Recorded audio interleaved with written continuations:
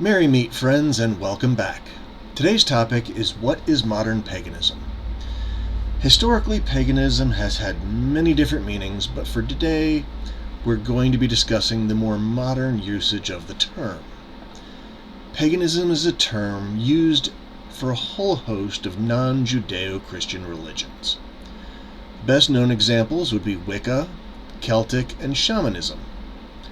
Now later, if there's call for it, I'll do some videos that cover some of the more major traditions, but today is more about the broad strokes.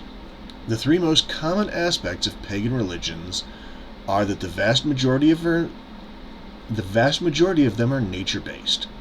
Most are polytheistic, and many believe in magic. While there are obvious exceptions to each of those, as a whole, the majority of pagan religions fall into one, if not all, of those categories. Now, in regard to the nature-based aspect of the faith, in many, a strong emphasis is placed on connecting with nature and its cycles, to the point that some even worship the planet itself, whether they call it Gaia or Mother Earth. Also, due to this reverence within the community, there tends to be a very strong environmental sentiment. Now, polytheism within the various pagan sects takes many different forms. Some follow the deities from a single pantheon, such as the Norse, following the Aesir, such as Odin and Thor, and the Vanir, such as Freya and Njord. Others, like Wicca, tend to draw from across all of the pantheons. For example, I tend to follow Thoth from Egypt and Athena from Greece. Although I do have more than a few moments where I do tend to lean a little more towards Dionysus. Now the last section is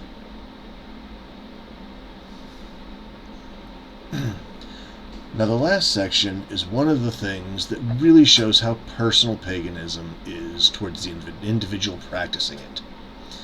If you ask most witches who've been practicing for more than a few years how does magic work, you'll get a different answer from each of them.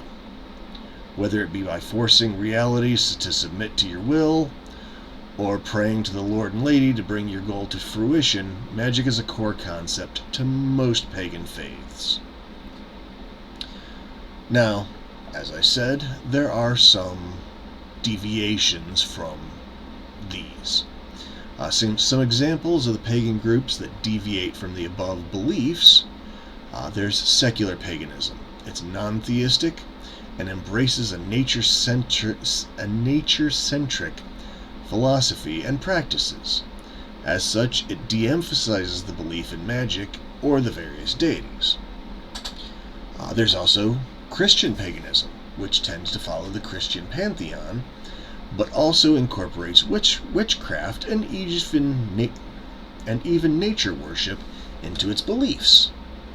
Some sects may even identify the Virgin Mary as an aspect of the goddess, and others may not. As a whole, though, they do tend to venerate the saints, but don't worship them as part of their pantheon.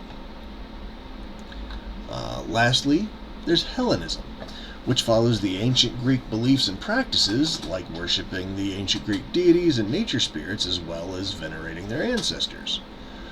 Now, while this one is polytheistic, it doesn't tend to be nature-based, and in general tends to find a belief in magic to be more superstition than part of their core beliefs.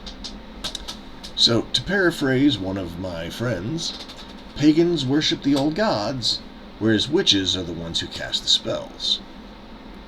So now, that should give you a rough idea of what paganism is in a more modern mindset.